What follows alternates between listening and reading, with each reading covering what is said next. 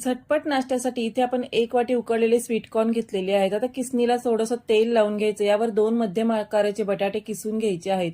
त्यासोबतच 3 चीज क्यूब किसून घेऊन यामध्ये 5 ते 6 चमचे ब्रेड क्रम्स घालून घ्यायचे. पाव चमचा ऑरिगॅनो घालून घ्यायचा आहे. 1 चमचा चिली फ्लेक्स, चवीप्रमाणे मीठ घालायचं.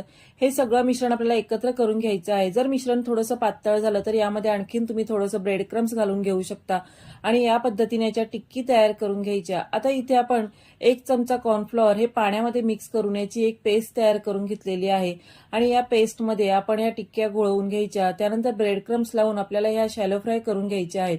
तर मध्यम ते मोठ्या आचेवर गरम असलेल्या तेलामध्ये आपण या टिक्की शॅलो फ्राय करून घेणार आहोत.